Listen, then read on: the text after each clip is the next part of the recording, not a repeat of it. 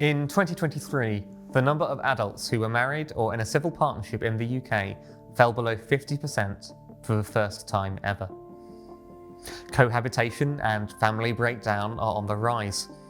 The introduction of no-fault divorce has meant that couples can formally separate without ever having to give a reason. Newer forms of family arrangements, like open relationships, are being tried and found wanting. As Christians, we believe in the radical importance of a traditional structure. We believe marriage was created by God in the beginning as a good gift for our world. And in a world saturated with messages about instant gratification and loving yourself, the essence of marriage, loving someone else exclusively for life, even when it is hard, we believe that forms a foundation by which society can flourish.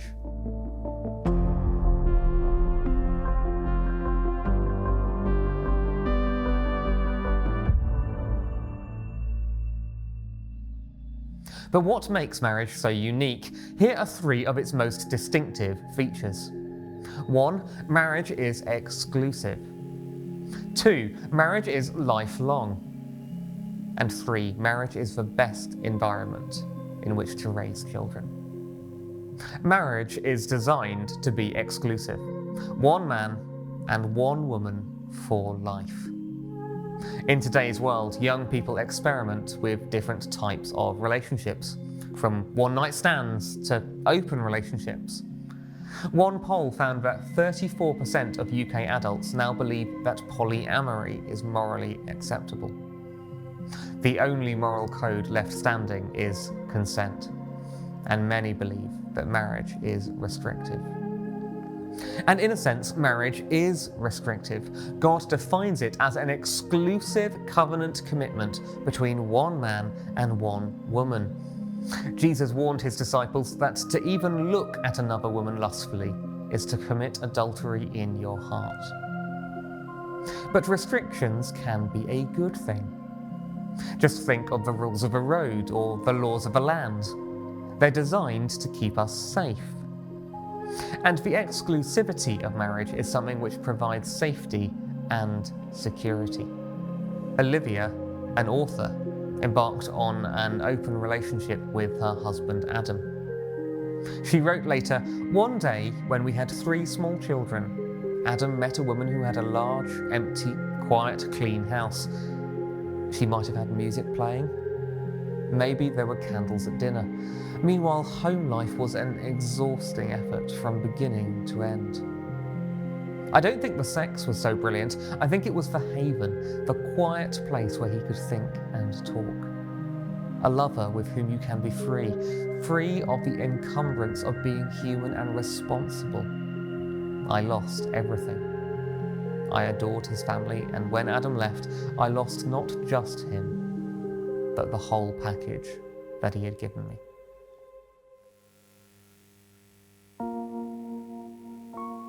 Marriage is designed to be lifelong. Although the sexual revolution led a generation to believe they could have romantic relationships without the piece of paper that denotes marriage, the statistics are clear. Cohabiting partners are far less likely to stay together.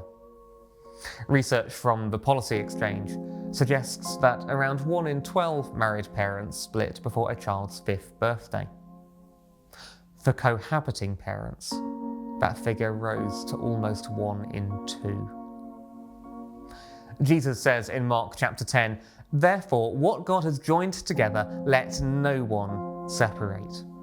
Christians believe that marriage is a binding promise, a promise not affected by seasons or moods, or by arguments or difficulties. There can be exceptions to that, like in cases of adultery or abuse, and those are tragic ways in which someone has broken that marriage promise.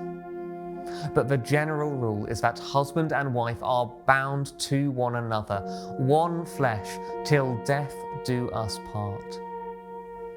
C.S. Lewis once said, "If the old fairy tale ending, 'they lived happily ever after,' is taken to mean they felt for the next 50 years exactly as they felt the day before they were married, then it says what probably never was, nor ever would be true.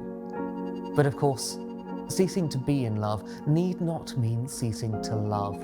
Love in this second sense, love as distinct from being in love, is not merely a feeling. It is a deep unity, maintained by the will and deliberately strengthened by habit, reinforced by the grace which both partners ask and receive from God. Being in love first moved them to promise fidelity. This quieter love enables them to keep the promise. The UK is among the worst countries in the West for family breakdown. 5 in 6 British adults say stronger families are important in addressing Britain's social problems. Nearly 2/3 of British adults who are in their second marriage or more agree that it is too easy to get a divorce today. In 2018, the UK spent around £51 billion on family breakdown. Well, that was more than it spent on defence that year. And marriage is the best foundation for raising children. Although not every family will have children for a variety of reasons, God lays out his blueprint for family life in Genesis 2, where children are born and raised within the context of marriage of man and woman. Although individual parents can do an excellent job, ultimately the trend is clear. Generally, family breakdown is more likely to lead to negative outcomes for children. The think tank, the Centre for Social Justice, found that children in broken families are more than twice as likely to experience poverty and homelessness. They're twice as likely to have trouble with the police. They're almost twice as likely to experience alcoholism, teenage pregnancy, and mental health issues. And the consequence of divorce has been shown to have a greater impact on children's education than parental death. And the effects of all this can be cyclical. If someone has experienced family breakdown when they were young, they are themselves almost 2 times less likely to remain with the other parent of their own children. The feminist author Louise Perry has written, "We need a technology that discourages short-termism in male sexual behaviour, protects the economic interests of mothers, and creates a stable environment for the raising of children. And we do already have such a technology, even if it is old, clunky, and prone to periodic failure. It's called monogamous marriage." But despite the statistics, politicians are reticent to talk about marriage, often for fear of offending people in different living situations. The Conservative politician Ian Duncan Smith commented, "If any other issue had such a pivotal role to play in the life and well-being of the people of this country, government would throw resources at it." Well, marriage has long been deprioritised in policy decisions. Just look at the tax system. Britain is actually an outlier in the West. A married couple with 2 children and 1 earner, on average wages here, pays 70% more tax than a comparable French family, more than twice as much as a comparable US family, and 15 times as much as that of a comparable German family. Marriage rates are falling. Adults are 44% more likely to have never been married than 30 years ago.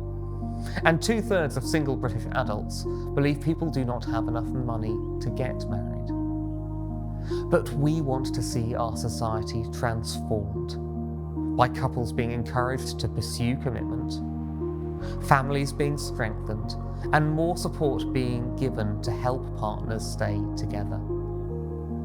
Marriage is a beautiful, forsaking all others relationship. It is a profound mystery, rooted in the very fabric of our universe and created at the dawn of time. It can sometimes be hard, as all things are this side of the fall. But when it works, it provides us with a beautiful symbol of God's love for his people. That's the meaning of marriage.